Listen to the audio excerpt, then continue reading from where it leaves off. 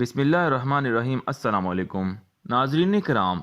ترک serial the great سلجوق میں ایک کردار ملک تپر کے نام سے شامل کیا گیا ہے اور بہت سے لوگ اس کردار کے بارے میں تاریخ میں موجود تفصیلات جاننا چاہتے ہیں۔ اس حوالے سے ہم نے تاریخ کے مطالعے سے اس کردار کی تفصیلات حاصل کیں کہ وہ کون تھا اور اس کا انجام کیا ہوا۔ دوستو، تاریخ میں ملک تپر کا پورا نام غیاث الدین محمد تپر درج ہے، جو کہ سلطان ملک شاہ کی تیسری بیوی تاج الدین صفریہ خاتون سے پیدا ہوئے۔ سلطان ملک شاہ کے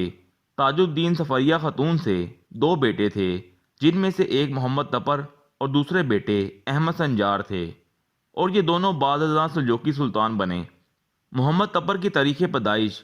1082 عیسوی تھی، جنہوں نے اپنے بھتیجے مظفر الدین ملک شاہ دوم کی بغداد میں حکومت کا تختہ الٹ کر سلجوقی حکمران بنے۔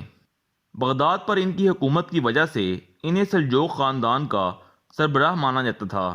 لیکن ان کے بھائی سلطان سنجر، جن کی حکومت خراسان کی سلجوقی سلطنت پر تھی، ان سے زیادہ طاقتور سمجھے جاتے تھے۔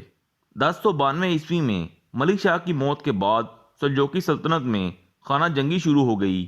ملک شاہ کی بیوی تارکن خاتون نے اپنے 4 سالہ بیٹے محمود کو نیا سلطان نامزد کر دیا، لیکن ملک شاہ کے دوسرے بیٹے برق یارق نے اسے قبول نہیں کیا اور اصفہان پر قبضہ کر کے تارکن خاتون اور محمود کو قتل کروایا اور 1094 عیسوی میں نیا سلجوقی سلطان بن گیا۔ لیکن اس کے بعد محمد تپر اور برق یارق میں تخت حاصل کرنے کے لیے نئی خانہ جنگی شروع ہو گئی۔ تاریخ دان حمداللہ مصطفی طریق گوزائیدہ میں بیان کرتے ہیں کہ محمد تپر اور برق یارق کی اس خانہ جنگی کے نتیجے میں دونوں کے درمیان ایک معاہدہ ہوا، جس میں برق یارق نے آرمینیا، جورجیا، آذربائیجان، شام اور دیا باکر کے علاقوں میں محمد تپر کی حاکمیت کو تسلیم کیا۔ لیکن اس کے باوجود محمد تپر اس معاہدے پر مطمئن نہیں ہوا اور برق یارق کے خلاف دوبارہ بغاوت کی، لیکن وہ کامیاب نہ ہو سکا۔ محمد تپر اور برق یارق کی اسی خانہ جنگی کے دوران پہلی صلیبی جنگ ہوئی، جس میں 1099 عیسوی میں صلیبی بیت المقدس پر قابض ہو گئے۔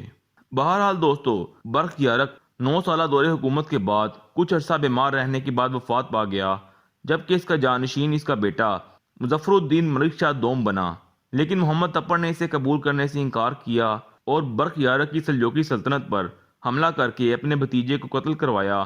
اور عراق اور ایران کے علاقے بھی اپنی حکومت میں شامل کر لیے۔ لیکن محمد تپر کے بھائی سلطان سنجر بدستور خراسان کے حاکم رہے۔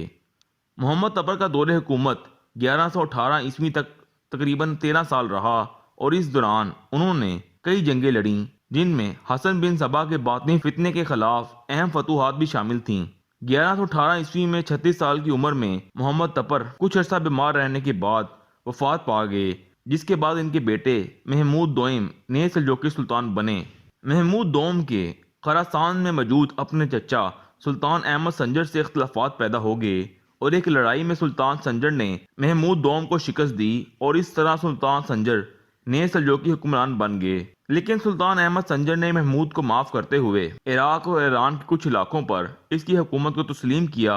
اور اپنی ایک بیٹی کی شادی محمود سے کر کے اسے اپنے ماتحت کر لیا۔ 1120 عیسوی میں محمد تپر کے دوسرے بیٹے مسعود نے اپنے بھائی محمود کے خلاف بغاوت کر دی، جسے سلطان محمود نے موصل کے گورنر عماد الدین زنگی کی مدد سے شکست دی، لیکن سلجوقی سلطنت میں خانہ جنگی جاری رہی۔ 1127 عیسوی میں عباسی خلیفہ مستنصر باللہ نے محمود کے خلاف بغاوت کی، جس میں ایک مرتبہ پھر موصل کے حاکم عماد الدین زنگی نے محمود کا ساتھ دیا، جس کے نتیجے میں محمود نے موصل اور اس کے گرد نواح پر عماد الدین زنگی کی خود مختار حکومت کو تسلیم کر لیا اور یوں مسلم دنیا میں ایک اور عظیم سلطنت، جسے زنگی سلطنت کے نام سے جانا جاتا ہے، کی بنیاد پڑی۔ یاد رہے کہ عماد الدین زنگی مشہور مسلم حکمران